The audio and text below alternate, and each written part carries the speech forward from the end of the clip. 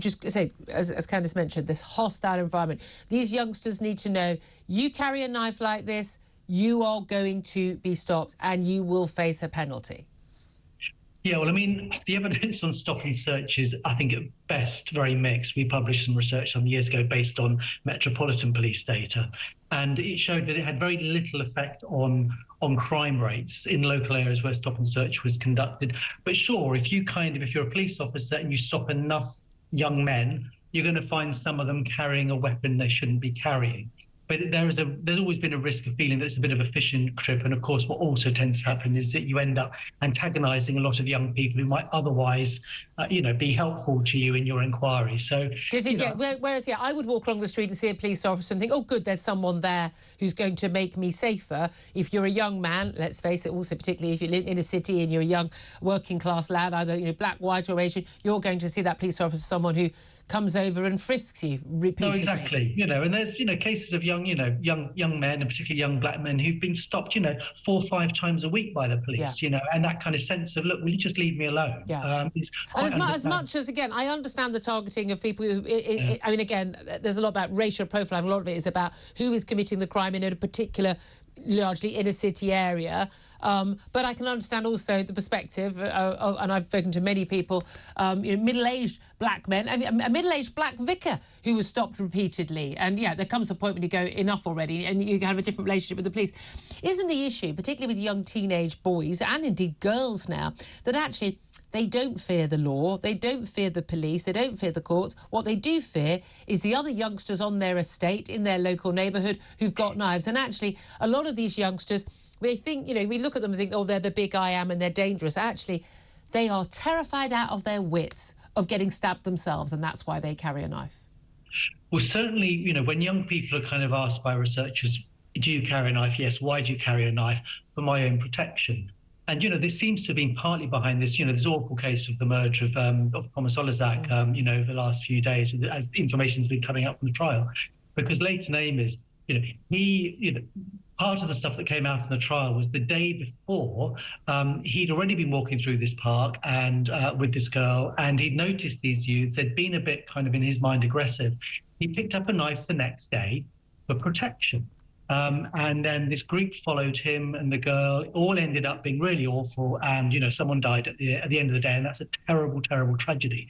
But, these are kind of often very sort of mundane conflicts between groups of young people, which, very sadly can end up with someone being killed.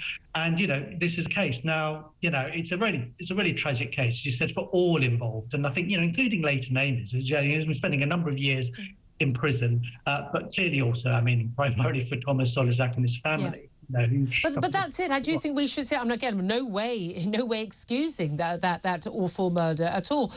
But again, why are young people carrying knives? Why do our kids not carry knives? Because they don't feel that sense of worry. Why do I not tackle someone on the train who's behaving like a yobbo now? Because I think they're probably carrying a knife and it's not worth my while. I'd rather not have my face slashed on the way home from work. Thanks ever so much for offering. People are genuinely fearful now. We watch what happens in America, where they've got massive gun crime, and the idea that I would worry about my child being shot in the classroom at school is mind-blowing. Why the American public don't sort this out, given that the vast majority of them do want greater gun control. They could sort this out in one election if they so chose. Make it a single-issue election, do what you have to do. But we do seem to be unable to tackle the knife crime issue. Have we just, in Britain, accepted a certain number of young people are going to stab each other to death on our streets and in our parks, and we'll just accept that that's normal? It doesn't even go on the front page. It barely gets a mention in the papers at all anymore because it's so routine. Are we actually in the danger of doing exactly what America has done? It's like, oh, another gang, another mass shooting. Oh, how many? Oh, only 4 people dead. Not really news anymore. Have we just accepted a level of violence on our streets which we should still balk at and we should still treat as a crisis?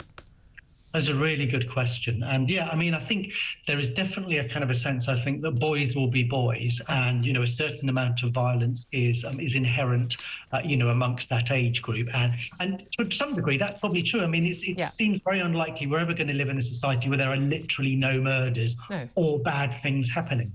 But you only have to look across the world. And you mentioned America. The homicide rate in America is 2, 3, 4 times as high as it is here. Yeah.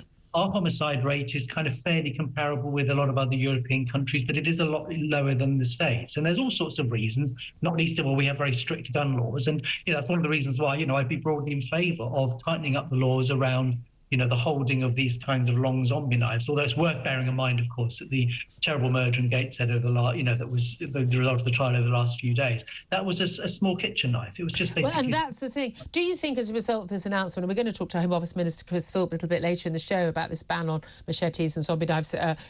Well, again, they're crucially saying being held with, carried with intent.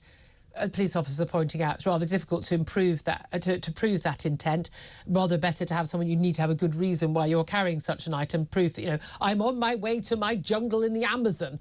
Give us a good reason. I work as a gardener, might be a good reason. But actually, do you think that there's going to be a single life that's going to be saved as a result of this announcement, or is it just a good headline ahead of the local elections?